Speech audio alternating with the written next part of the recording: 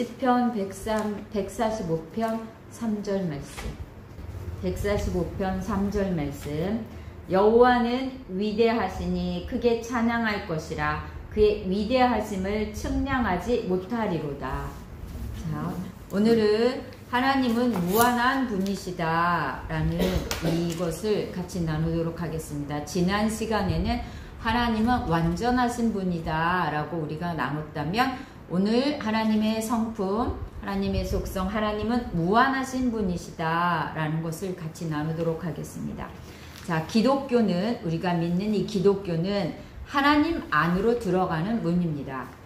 그러므로 당신이 기독교를 통해 하나님 안으로 들어간다면, 즉 그리스도와 함께 하나님 안으로 들어간다면 당신은 무한함, 즉 무한성으로 가는 여행길에 이미 들어선 것이다.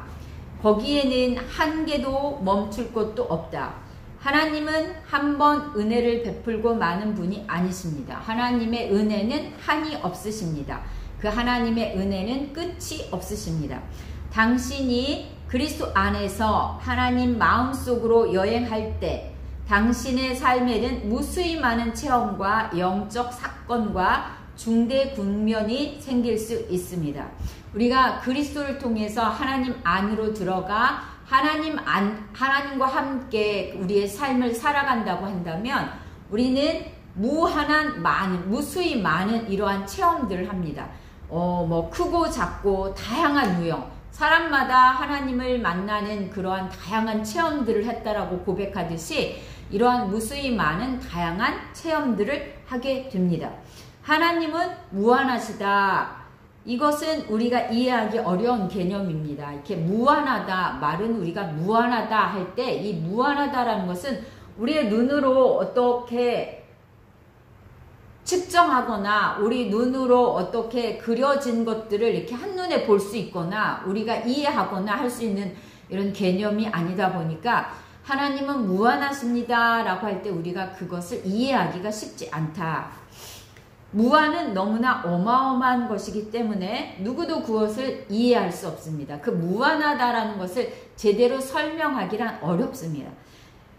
그런데 우리가 이성으로, 우리의 인간적인 이성으로 무릎을 꿇고 하나님이 무한하시다라고 우리는 이렇게 고백할 수밖에 없는 존재입니다. 우리는 하나님이 하시는 이 모든 일, 또 성경을 통해서 하나님이 하시는 이러한 일들을 보면 우리는 눈으로 그 글을 통해서 우리의 경험을 가지고 있는 그 한계치에서는 이해할 수 있지만 우리의 이해를 넘어 하나님이 하시는 그 모든 일들은 우리가 이해할 수도 없고 그것을 헤아릴 수도 없고 그리고 우리가 그 모든 것들을 측량할 수도 없기 때문에 우리는 하나님은 무한하시고 하나님이 하시는 그 모든 일들은 우리가 다 이해할 수 없습니다 라고 이렇게 고백할 수 없다라는 거죠. 할 수밖에 없다라는 거죠.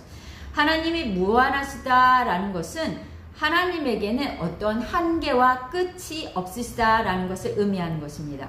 하나님은 본질적으로 한계가 없으시다.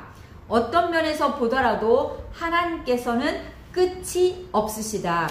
우리가 지난 시간에 하나님은 완전하신 분이다 라고 말할 때에 하나님에게는 정도가 없다. 이 정도는 어떤 수준, 또 어떤 일정의 분량, 또 일정한 어떤 한도, 이러한 것이 없다라고 이렇게 우리가 같이 나눴는데요. 하나님은 어느 정도의 수준, 그러니까 완전함이라고 할 때 어느 최고의 수준에 이르는 탁월함이라고 이렇게 우리가 지난 시간에 정의를 했듯이 하나님의 최고의 수준에 올랐기 때문에 완전한 것이 아니라 하나님은 본질 그 자체로 완전하고 완벽한 존재로서 다른 것과 비교할 수 없는 존재라고 우리가 지난 시간에 배웠습니다. 하나님에게는 한계와 끝이 없으시다. 이 말은 우리는 하나님을 측정할 수도 없고 측량할 수도 없다라는 이러한 의미입니다. 하나님은 한계가 없기 때문에 우리가 그 하나님을 측량할 수 없고 끝이 없기 때문에 우리가 그 하나님을 잴 수 없다라는 말입니다. 우리는 무한을 측량할 수 없다. 무한이라는 이 말을 사용할 때 우리는 매우 신중해야 합니다. 흔히 우리는 저 사람이 가지고 있는 가지고 있는 재물, 재산, 이 부는 무한하다라고 이렇게 말을 할 때 사실은 그 부가 무한하진 않죠. 왜냐하면 그 부를 숫자로 셀 수 있기 때문입니다. 그가 가지고 있는 재산, 재물, 또 뭐 여러 가지들은 우리가 수치로 측량하고 재고 그래서 그 숫자를 셀 수 있기 때문에 무한하다라고 할 수는 없다라는 말입니다. 또 예를 들어서 저 화가는 그의 그림에 무한한 노고를 쏟아붓는다. 그러니까 열심히 수고하고 애썼는데 무한한 노고를 쏟아부었다라고 말하지만 사실 그 노고는 무한한 것이 아니죠. 그는 자기가 할 수 있는 최선을 다해서 한 다음에 나는 이거에 대해서 아직 만족스럽지 못하지만 내가 할 수 있는 최선의 노력을 했기 때문에 더 이상 내가 할 수 있는 것이 없다라고 말을 하는 거죠. 근데 우리가 그것을 표현할 때 저 사람은 무한한 수고와 애씀으로 저 그림을 저렇게 만들었다라고 표현을 할 뿐이죠. 그런데 이 무한은 하나님에서 우리가 설명을 할 때는 한계도 없고 끝이 없다라는 이 개념을 가지고 있습니다. 자, 그러므로 끝이 없다, 한이 없다, 한계를 모른다라는 이러한 말, 무한은 인간에게 사용될 수 없는 단어입니다. 인간은 끝이 있고 한계가 있기 때문입니다. 인간은 공간이라는 제한을 받을 수 있고 시간이라는 제한을 받고 있으며 또 공간 안에서 움직이고 시간의 흐름에 따라서 삶을 살아갑니다. 또한 우리는 육체적으로도 한계가 있고 우리는 노화되어 늙어가고 결국 죽음을 맞이합니다. 이러한 한계들은 우리가 인간으로서 직면해야 하는 현실이고 그러므로 인간에게 무한이라는 단어는 사용할 수 없고 오직 하나님에 대해서만 사용될 수 있다. 또 이런 말은 인간이 아닌 어떤 공간이라던가 시간, 물질, 운동, 에너지 이러한 것에 대해서도 그러한 것들이 무한하다라고 우리는 사용할 수 없습니다. 이런 말은 또 동물들, 또 이런 하나님이 만든 인간뿐만 아니라 이 피조 세계에 가지고 있는 이러한 모래라던가 바다라던가 하늘에 있는 이러한 우주에 있는 이 모든 것들도 그런 것들에 대해서 무한하다라고 우리는 표현할 수 없습니다. 왜냐하면 이런 것들은 다 측정될 수 있고 측량될 수 있습니다. 이게 측정, 측량이라고 하는 이 사전적인 의미를 보면 일정한 양을 기준으로 해서 같은 종류의 다른 양의 크기를 재는 거. 그러니까 어떤 기계나 장치를 사용해서 재는 것이에요. 우리가 키를 재거나 무게를 재거나 또 어떤 양을 재거나 어떤 공간의 크기 이러한 것들, 부피 이런 것들을 측량, 측정이라고 할 때 어떤 기구나 도구를 통해서 그런 것들을 재죠. 수치로. 이런 것들은 측량될 수 있고 측정될 수 있기 때문입니다. 그러나 하나님은 측정할 수 없고 측량될 수 없습니다. 하나님은 측정할 수 있는 그 무엇도 존재하지 않는다는 것입니다. 무엇을 측량하고 측정하기 위해서는 측정하려는 것이 측정하려는 대상보다 더 위에 있거나 또 더 크거나 그럴 때 그것을 가능하지만 하나님은 우리가 측량할 수 있고 측정하려는 그거에 제한되지 않고 그보다 더 넓고 크고 위대하기 때문에 하나님을 우리가 측정할 수 없다. 그렇기 때문에 하나님은 한이 없고 끝이 없고 한도가 없는 무한하신 분이다 라고 이렇게 정의를 하는 것입니다. 자, 피조물. 하나님이 이 세상을 만들어서 생긴 이 모든 피조물들은 측정이라는 방법에 의해서 다 설명이 될 수 있습니다. 예를 들어보면 체중은 지구의 중력에 의해 당겨지는 우리 몸의 무게를 측량하는 것이고 또 공간은 거리라고 말하고 물체가 공간 안에 연장된 것을 길이라고 하면서 이 모든 것들은 이런 모든 물체들은 측정을 할 수가 있습니다. 그러나 하나님은 스스로 존재하는 절대적인 분이시고 하나님 외의 모든 존재는 우연적이고 상대적이고 그분처럼 크고 그분처럼 지혜롭고 그분처럼 놀라운 존재는 없습니다. 아무리 크고 지혜롭고 놀라운 존재가 있다 할지라도 그것은 상대적으로 그럴 뿐입니다. 누구와 비교하고 어떤 상대와 비교해서 이렇게 말을 하는 거죠. 예를 들어서 A와 B라는 사람이 있어요. A라는 사람과 B 사람이 있을 때 우리가 A가 더 똑똑하고 더 지능이 높은지 더 똑똑하다 이런 표현을 할 때는 우리가 측정을 하지 않는다면 외관상 보여지는 것들로 A가 똑똑하다, B가 똑똑하다 행동으로 하는 것들은 객관적이지 못하죠. 그런데 지능 지수를 검사하는 이러한 IQ, 우리가 흔히 말하는 IQ 검사를 통해서 지능이 A는 예를 들어서 IQ가 100이다.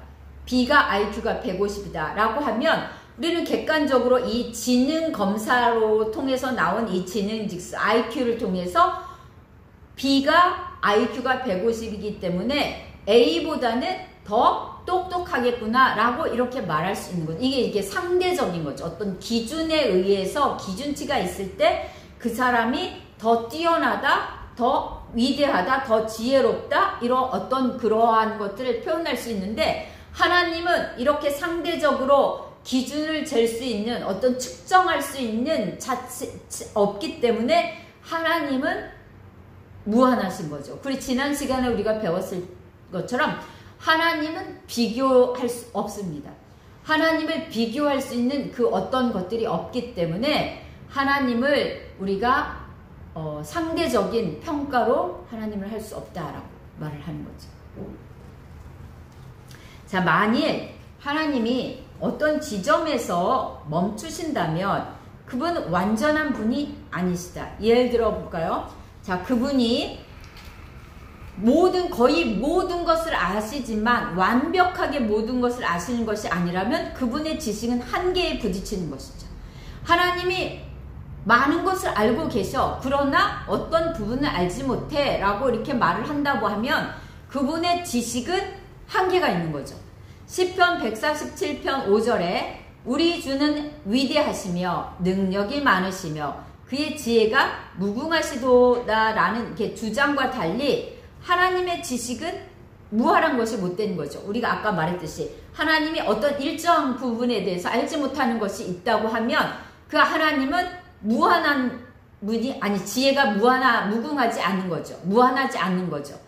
여기에서 하나님의 지식이라는 것은 현재적인 거, 과거, 미래적인 거, 또 뭐 영적인 거, 심리적인 거, 물리적인 거, 또 우주의 어떤 구석구석, 어떠한 구석구석에 있는 것까지도 다 발견할 수 있고 아는 것을 말하는데 이 모든 것들이 하나님의 지식의 대상이 될 수 있습니다. 그런데 하나님의 이러한 것들에 대해서 99%만 알고 1%를 모른다? 그러면 하나님은 완벽한 분이 아니신 거죠. 지난 시간에 우리가 배웠듯이 하나님은 완벽하고 완전하다 할 때 어떠한 부족함이나 결함이 없고 있어서는 안 되는 것들이 없는 것인데 그러한 정의로 하나님의 완전함을 받는데 하나님에게 이렇게 1%의 지식이 부족하다. 그럼 하나님은 완벽한 것이 아니죠.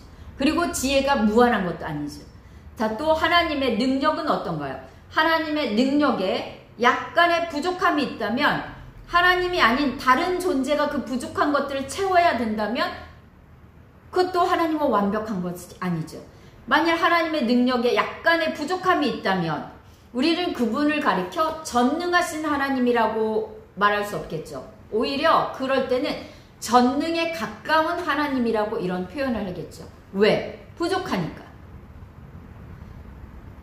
심지어 하나님의 능력이 우주에 있는 다른 모든 존재의 능력을 합한 것보다 더 크다 할지라도 그분에게 부족함이 있다면 그분은 하나님일 수 없죠.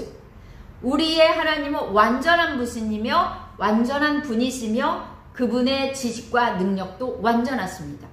그러니까 하나님은 시편 139편 1절에서 10절을 보면 하나님은 우리의 안고 일어섬, 우리의 생각, 우리의 행동, 우리가 뭐 하나님을 떠나서 하늘에 올라갈지라도 우리가 스월에 내려갈지라도 바다 끝에 가서 거할지라도 하나님 그 모든 곳에 계시며 그 모든 것들을 아시는 분이십니다.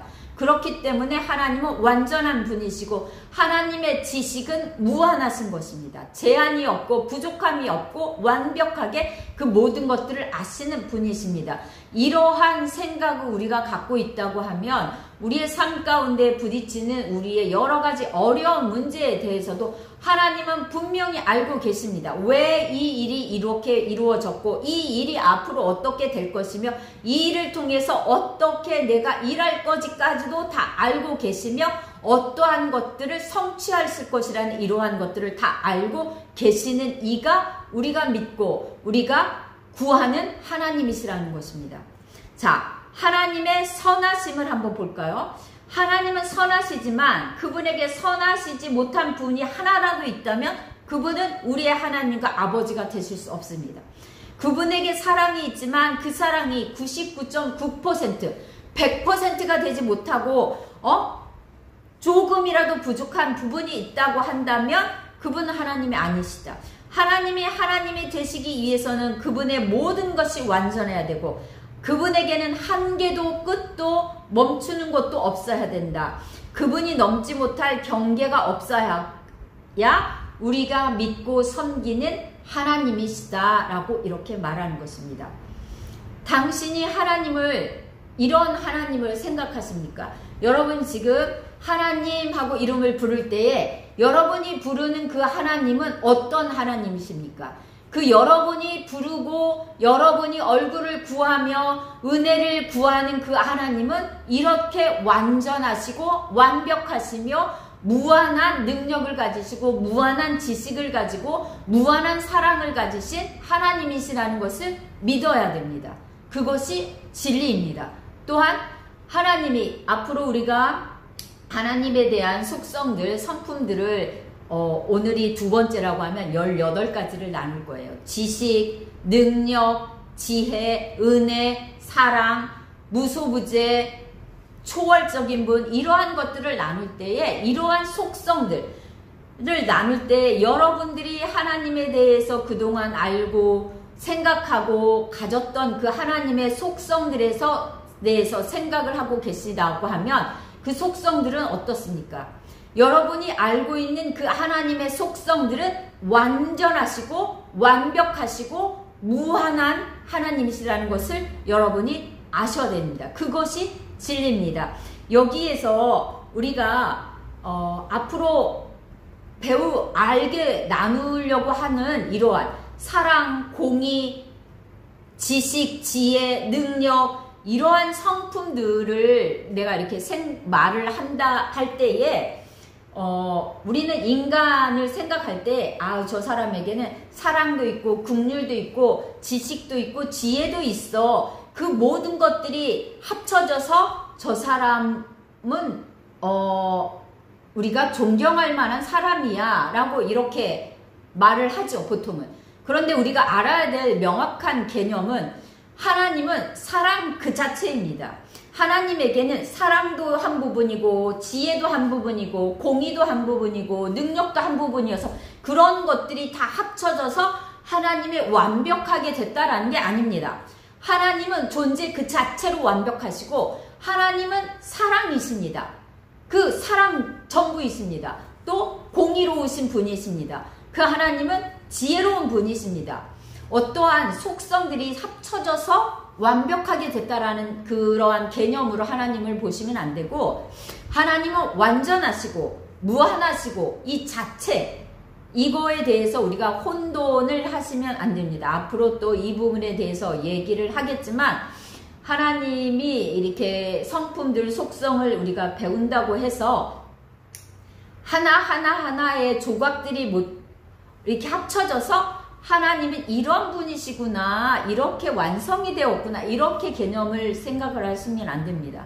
하나님은 본질 그 자체가 사랑이시고 하나님은 본질 그 자체가 공의이시고 하나님은 본질 그 자체가 지혜로운 분이시고 하나님은 본질 그 자체가 능력이신 분이십니다. 이러한 개념을 가지고 우리가 하나님에 대한 성품들을 나눴으면 좋겠습니다. 자, 이러한 하나님은 완벽하시고 하나님은 무한한 능력과 무한한 이러한 존재이신 그 하나님은 하나님이 하시는 그 모든 일들을 기뻐하십니다. 하나님은 자기 자신을 기뻐하실 뿐만 아니라 하나님이 하시는 그 모든 일들을 기뻐하십니다. 우리가 성경에 보면은 하나님은 자신을 기뻐하고 자신의 완전함을 즐거워하세요. 하나님은 거룩한 삼위일체는 자신을 기뻐하시고 하나님은 자신의 일들을 즐거워하세요. 그래서 하나님은 창세기에 이 천지를 만드시고 하늘과 땅과 그리고 땅의 모든 것들을 지으셨을 때 그것을 보시고 하나님 보시기에 좋았다. 하나님은 자기 자신의 형상대로 인간을 지으셨을 때 그것을 보시고 또 심히 좋았다. 심히 기뻐하신 거죠. 하나님은 이 자신의 그러한 능력을 가지고 무한하고 완벽하신 그것을 가지고 하나님이 만드신 그 모든 것들을 하신 그 모든 것들을 기뻐하셨다라는 것입니다. 그렇기 때문에 하나님이 우리를 구원하시기 위해서 예수를 이 땅에 보내신 그 일 자체도 하나님은 기뻐하셨다라는 것입니다. 이 구속, 하나님께서는 자신의 완전함을 그리고 자신의 일을 완전히 기뻐하셨는데 구속, 예수 그리스도를 이 땅에 보내심으로써 우리를 구원하신 이 구속이 하나님께서는 하기 싫은 귀찮은 일이 아니고 또 우리를 구속해야 할 어떤 의무가 하나님께 있는 것도 아니고 인류를 구속해야 할 어떤 도덕적 의무가 그분께 있는 것도 아니고 또 자신의 아들이 예수 그리스도를 보내어 인류를 위해 십자가에서 죽도록 만들 의무가 하나님께는 없습니다. 그러나 하나님은 그 아들 예수 그리스도를 기쁨으로 기꺼이 이 땅에 보내셨고 또 예수님도 이 땅에 오시는 것을 마지못해 어쩔 수 없이가 아니라 자신에서 기뻐하심으로 이 땅에 오셨고 십자가도 기꺼이 그것을 감당하신 것이죠. 예를 들어서 갓난아기가 있는 엄마가 새벽에 일어나서 모유를 먹이든지 분유를 먹이든지 아이에게 젖을 주죠. 근데 이것은 엄마가 그렇게 새벽 2시에 일어나서 아이를 먹여야 된다라는 어떤 의무가 없어요. 그리고 어떤 법적인 구속력도 없어요. 우리나라에는 부모로서 자녀들에게 대한 부모로서의 기본적인 의무는 있겠죠. 그러나 이게 법적으로 그것을 지키지 않으면 어떠한 벌이 주어지거나 그런 건 없어요. 그런데도 불구하고 갓난 아이를 키우는 엄마는 새벽에 일어나서 일정하게 매일 그 아이를 위해서 젖을 먹이고 우유를 먹이든지 먹입니다. 왜? 나의 자녀이기 때문에 기뻐함으로 즐거함으로 그 아이를 사랑하기 때문에 이렇게 행하는 거죠. 그렇기 때문에 하나님도 그 아들 예수 그리스도를 이 땅에 보내신 그 일을 친히 기쁨으로 그 모든 것들을 예수님께서는 감당하셨습니다. 누가복음 15장 5절에 보면 잃어버린 양을 찾아서 오는 그 비유가 있죠. 여기에서 그 비유에서 양을 찾은 사람이 그 양을 어깨에 메었다라는 것에 주목해 보세요. 누가복음 15장 5절에서 또 찾은즉 즐거워 어깨에 메고 잃어버린 양을 찾았을 때 기뻐서 그 양을 즐거워 어깨에 메고 오셨다는 표현인데요. 여기서 즐거워하다라는 동사가 사용되고 있다. 하나님께서는 자신과 자신의 완전함을 기뻐하고 자신의 창조와 구속을 즐거워하신다. 또 하나님은 열의를 가지고 이 모든 일들을 하십니다. 열의, 이 사전적 의미는 어떤 일을 이루기 위해서 정성을 다하는 마음. 하나님은 하시는 그 모든 일들의 열의를 가지고 이 모든 것들을 하시죠. 이런 열의가 피조 세계에도 있습니다. 피조물도 피조 세계에도 하나님의 그 열심, 열의가 없다면 그것들은 멸망해 버릴 거예요. 우리가 자정 능력이라는 게 있는데요. 자정 능력. 예를 들어서 호수가 어떠한 환경적인 오염으로 썩어가고 있을 때 스스로 자정 능력을 가지고 그 썩었던 것들을 정화하면서 회복하는 거죠. 우리 피부도 상처를 입으면 스스로 이 피부를 상처를 낫게 하기 위해서 스스로 재생하죠. 이런 것처럼 자정 능력이 있습니다. 그러나 요즘에는 이 환경을 우리가 자정 능력을 잃어버릴 만큼 환경을 훼손하다 보니까 이제 회생이 안 되는 거죠. 회복이 되지 않는 거죠. 이것처럼 이 피조 세계에도 자신의 이 자정 능력을 통해서 열심히 자기의 주어진 일들을 하면서 하나님이 만드신 그것들을 유지하면서 지탱하고 이루어 갑니다. 피조 세계에서 이 열심을 우리가 발견할 수 있는데요. 하나님이 만드신 모든 것들은 그 본래의 모습대로 자신의 일을 열심히 감당해 갑니다. 태양이 그렇고요. 하늘의 해가 하루도 거리지 않고 매일매일 동쪽에서 떠서 서쪽으로 치고 매일 달과 별과 이 모든 것들은 자기에게 주어진 그 모든 일들을 열심히 감당하는 것입니다. 무한하신 하나님은 즐기시는 하나님이시고 또 그분 하늘과 땅과 바다에 있는 바다에서 즐거운 시간을 보냈습니다. 하나님이 창조하신 이 시편을 보면 이 하나님이 창조하신 것들이 하나님을 무한히 찬양하면서 하나님 앞에 영광 돌리는 이러한 시편에서의 모습들을 볼 수 있는데 하나님은 그것을 기뻐하십니다. 그러면 우리는 어떻게 해야 될까요? 우리도 이 하나님을 기뻐해야 된다는 것입니다. 우리 하나님 완전하시고 무한하시고 하나님이 우리에게 베푸신 그 놀라운 은혜에 대해서 우리는 하나님께 감사하고 그 하나님을 기뻐하며 그 하나님을 경배하는 거죠. 우리는 성경에서 그리스도의 성육신 때도 천사들이 찬양을 했고 예수님이 부활하실 때도 찬양이 있었고 우리의 구원이 완성되는 그날, 그 큰 날에도 당연히 찬송이 울려 퍼질 것입니다. 그렇기 때문에 우리는 하나님을 찬양하고 그 하나님을 기뻐하는 게 우리가 해야 될 일입니다. 그런데 제가 한 가지 말씀을 드리면 제가 이 하나님의 성품 속성들은 A.W. 토저 목사님의 갓 이스라는 책과 아더 핑크의 하나님의 성품을 가지고 토대로 내가 이렇게 나누고 있는데요. 우리가 하나님을 마땅히 경배하고 기뻐해야 되는데 그 노래의 주제가 무엇이어야 되느냐 하는 것입니다.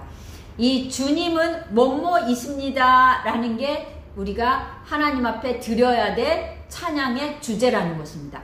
하나님은 완전하신 분이십니다. 그 하나님을 경배하고 하나님이 행하신 그 모든 일들은 우리에게 은혜가 되는 것입니다 라고 이렇게 하나님을 향하여서 우리가 그 하나님을 높이는 노래가 주제가 되어야 된다는 것입니다.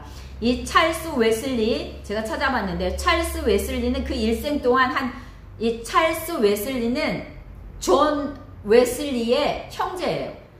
이 일생 동안 6,000곡이 넘는 찬송을 작곡했고 또 제임스 몽고메리 이런 사람은 스코틀랜드에서 찬양시 작곡가 우리가 사랑하는 주님 앞에 이걸 지었고 찰스 웨슬리는 우리가 찬송가에 하나님의 크신 사랑 나 맡은 보물 이런 거를 작사하신 분이고 아이작 와츠라는 이분은 영국의 찬송가의 아버지이신데 우리가 부르는 이 찬송가 한 12곡에 수록되어 있어요. 기쁘다 구주 오셨네 주 잘려 죽은 십자가 이런 찬송가들을 통해서 하나님을 경배했고 그 하나님의 를 기쁘게 해드렸던 이러한 찬송가를 지은 사람입니다.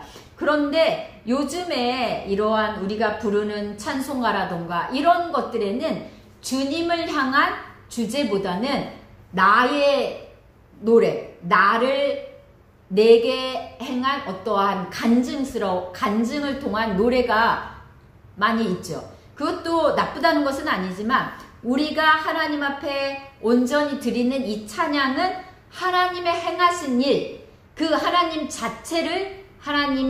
자체를 찬양하고 그 하나님을 경배하며 그 하나님을 기뻐하는 것, 그것이 우리가 하나님을 하나님으로 인정하는 자의 모습이 될 거라고 생각합니다. 영원한 하나님은 무한하시기 때문에 우리는 그분에 대해 모든 것을 알기를 바랄 수 없어요. 그러나 우리가 예수 그리스도를 통해 하나님 안으로 들어가 그분과의 친밀함 가운데 살아갈 때 우리의 한계를 넘어서서 역사하시는 하나님을 우리는 경험하게 될 것입니다. 능력이 무한하신 하나님이 그 능력으로 우리의 길을 열어줄 것이며, 지혜가 무한하신 하나님이 우리에게 그 지혜를 허락하사 하나님의 일하심을 보게 하실 것이며, 사랑이 무한하신 하나님이 언제나 동일한 사랑으로 우리에게 부어주심으로 우리로 그 사랑 안에서 모든 것을 넉넉히 이기며 나아가게 하실 것입니다. 이 하나님을 우리가 경험하길 원하고, 그 하나님으로 말미암아 우리의 삶이 날마다 기쁨과 감사와 하나님을 하나님으로 인정하는 고백 가운데 나아가는 우리의 삶이 되기를 간절히 바라고 소망합니다. 바라기는 우리가 하나님의 속성을 나누면서 이러한 하나님을 우리의 삶 가운데서 더 많이 경험하고 그 하나님을 알아가는 은혜가 임하기를 간절히 바랍니다. 기도하겠습니다. 사랑과 은혜가 풍성하신 하나님, 우리가 하나님이라 부르시는 이 하나님은 하시는 모든 일들이 완벽하고 완전하며, 하나님의 하시는 그 모든 일들이 하나님의 영광을 드러내는 것이며, 하나님께서 하시는 그 능력과 그 모든 것들에는 제한이 없으며, 하나님이 이루고자 계획하신 그 모든 것들을 능히 이루고도 남을 수 있는 무한하신 하나님임을 우리가 오늘 나눴습니다. 하나님, 우리의 삶 가운데 감당하지 못할 어려움이 있습니까? 이 완전하시고 완벽하시며 하시는 그 모든 것들이 완전하신 하나님이 그 모든 것들을 능히 이루실 것이라는 그 믿음으로 우리가 인내하며 하나님이 하실 일들을 기대하며 우리가 나아갈 수 있는 믿음을 허락하여 주시고, 또한 하나님 아버지께서 지혜를 물붓듯 부어주심으로 하나님을 더 깊이 알아 그 하나님이 주시는 은혜 안에서 날마다 기쁨과 감사와 평강 가운데 염려와 금심과 걱정이 아닌 하나님이 주시는 그 평강 가운데 넉넉히 그 모든 것들을 감당하며 나아가는 우리의 심령들이 될 수 있도록 인도해 주시길 간절히 바라고 원합니다. 하나님께서 앞으로의 속성을 배울 때마다 우리가 아는 하나님의 깊이를 더욱더 알아갈 수 있고, 그 하나님에 대한 고백이 더욱더 깊어지고 넓어질 수 있도록 은혜 베풀어 주시옵소서. 이 모든 말씀 우리 주 예수 그리스도의 이름으로 기도드렸습니다.